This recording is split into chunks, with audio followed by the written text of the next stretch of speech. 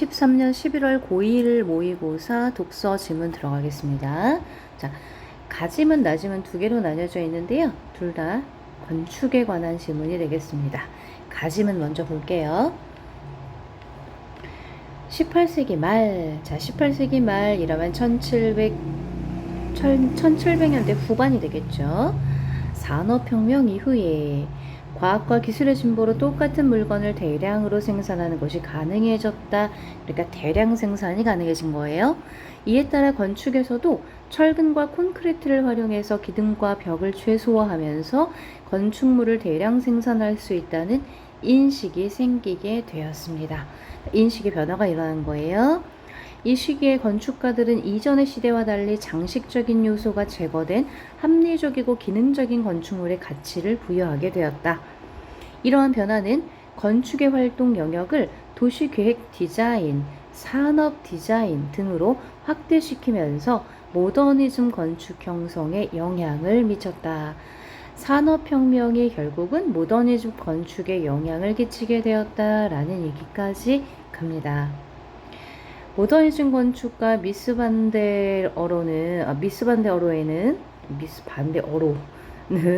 건축이 본연의 모습을 잃고 현 시대에 어울리지 않는 형태를 답습하는 것에 대해, 자, 답습한다는 건 과거의 일을 비판 없이 쫓아가고 따라간다 이런 의미예요.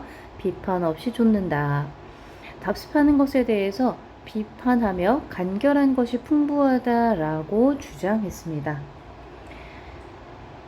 그는 기능적으로 필요한 공간 이외에 불필요하다고 생각했기 때문에 장식과 기능을 철저하게 분리하고 장식을 원칙적으로 배제해야 한다고 말합니다. 그는 폐쇄적인 구조를 멀리하고 공간을 기능적으로 활용할 수 있도록 칸막이를 자유롭게 이동할 수 있게 하여 유연성 있는 공간을 구축하였습니다. 자, 모더니즘 건축가 미스 반데어로의 특징에 대한 이야기인 거고요. 여기서 한 가지만 짚고 갑시다. 이런 표현이 있어요. 간결한 것이 풍부하다라는 말은 일단은 문학적으로 봤을 때는 자, 역설적인 표현이 되겠죠.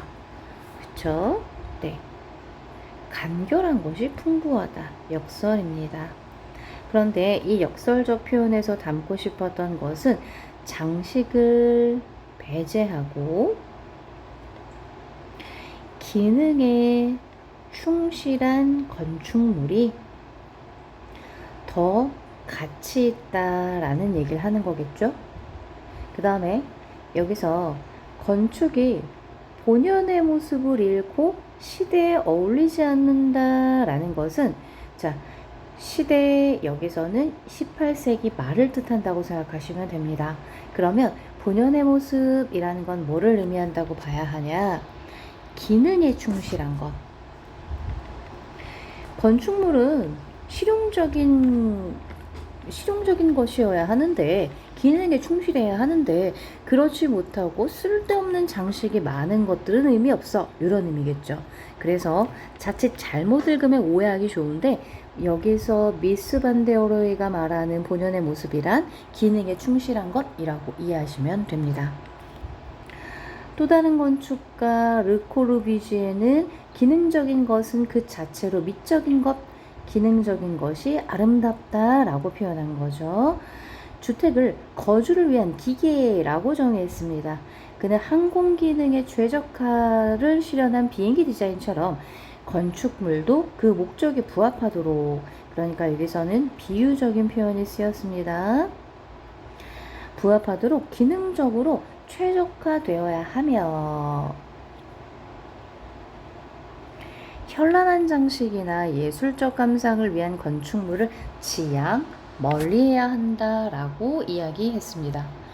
또한 도시를 계획하는 일에도 관심이 많았던 그는 사람보다는 자동차를 중심으로 도시공간을 구획해야 한다라고 주장했습니다. 이는 격자구조의 도로망으로, 격자구조 요거 얘기하는 거예요. 도시공간을 구획하면 치안과 위생, 치안은 안전, 위생이라는 도시의 기능을 이상적으로 구현하면서, 그러니까 이 건축가가 생각했던 도시의 기능은 치안과 위생인 겁니다. 미적으로 이상적인 도시가 된다고 생각했기 때문이다. 그에게 있어 근대화란, 즉 18세기 말에 일어났던 산업혁명, 근대화란 효율적인 교통체계를 위해 도시를 인위적으로 정돈하는 것을 의미한다. 자, 나지문으로 한번 가봅시다. 20세기 초 1900년대 초반이겠죠. 20세기 초에는 이성적 존재인 인간이 모든 문제를 합리적으로 해결할 수 있다는 모더니즘이 지배적이었다. 그러니까 18세기 후반에 시작됐던 변화가 20세기 초에는 완전히 주류가 된 겁니다. 그러나 합리성에는 한계가 있음이 곧 밝혀졌고 이로부터 벗어나야 한다는 생각이 포스트 모더니즘으로 발전하게 되었다. 자, 포스트 벗어나다 라는 뜻으로 씁니다.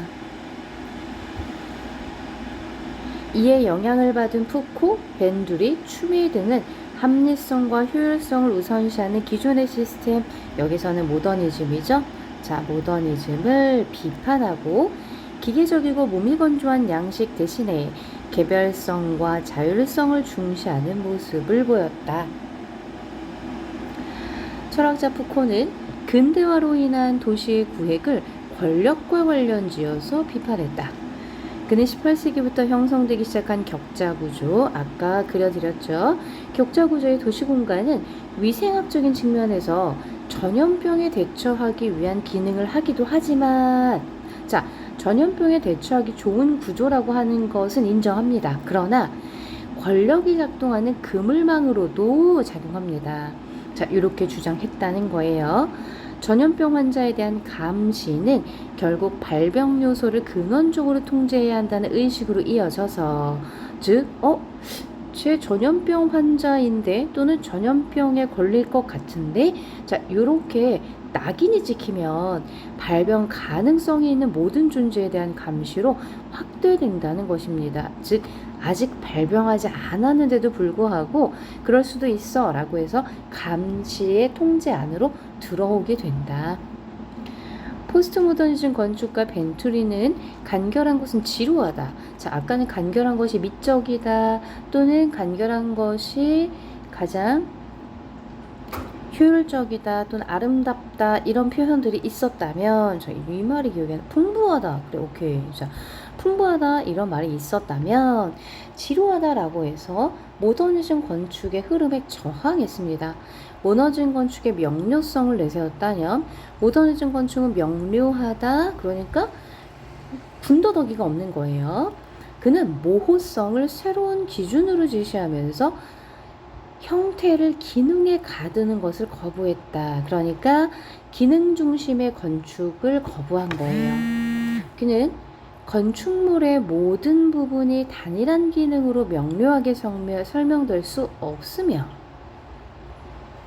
오히려 다양한 측면에서 설명될 수 있어서 그 기능이 모호할 수 있다고 주장했습니다.